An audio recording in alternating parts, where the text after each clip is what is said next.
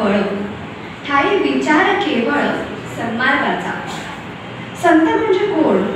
संस्कृत मधल्या सत वरून आलेला हा शब्द चांगल्या उत्तम मार्गावर घेऊन जातो तो म्हणजे संत।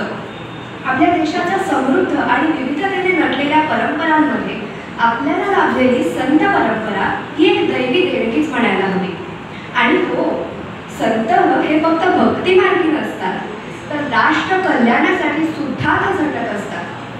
भारतीय संत परंपरेत सर्वात प्रथम स्थान हे संत ज्ञानेश्वरांचे आहे। ज्ञानदेवे रचिला पाया, तुका झालासे कळस, या उक्तीप्रमाणे संत ज्ञानेश्वरांनी वारकरी संप्रदायाचा पाया रचला। संत ज्ञानेश्वरांनी संस्कृतमध्ये असलेल्या भगवद्गीतेचं मराठीत भाषांतर केल्यामुळे सर्वसामान्य लोकांना सुद्धा भगवान श्रीकृष्णांची शिकवण जाणून घेणं शक्य झालं। संत एकनाथांनी भारूड, भजन इत्यादी काव्य प्रकारांची रचना करून त्यातून लोकांना मार्गदर्शन केलं।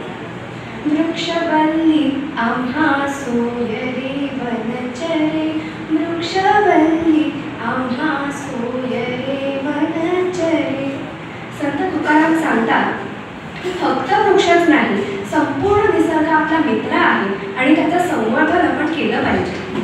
संत तुकारामांप्रमाणेच शिवरायांना मार्गदर्शन करणारे, शक्तीचं आणि आरोग्याचं महत्त्व तरुणांमध्ये विनवणारे संत म्हणजे संत रामदास स्वामी।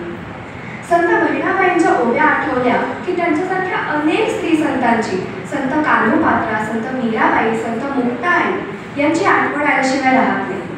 संत नामदेव महाराजांच्या काही रचना या पार पंजाब प्रांतापर्यंत पोहोचल्या आहेत। गुरु ग्रंथ साहिबमध्ये आपल्याला तो पाहायला मिळतात। संत तुकडोजी महाराजांची ग्रामगीता असो, वा आचार्य विनोबा भावेंची उदार चळवळ असो, वा संत गाडगे महाराजांचं स्वच्छता अभियान असो, या सगळ्यांचं ध्येय एकच, समाज प्रगती, पर्यायाने या देशाची प्रगती आणि विश्व कल्याण। म्हणूनच मला असं वाटतं की ही जी सगळी संत मंडळी आहेत ती जणू काही एक विचारधाराच आहे, जी सतत प्रवाही आहे। डॉक्टर बाबा आमटे, बीजमाता राहीबाई पोपटे, साधू मार्गा थिमक्का, दशरथ मांझी इत्यादी किती नावं घ्यावी।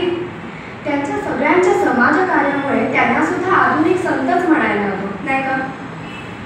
संतांच्या कामगिरीविषयी बोलावं तेवढं कमीच आहे, पण सरतेशेवटी मी एवढंच म्हणेन, ज्ञानेश्वर माऊलींपासून सगळ्या संतांच्या कामगिरीचा हा वटवृक्ष असाच अखंड बहरत राहो हीच माझी ईश्वराकडे प्रार्थना।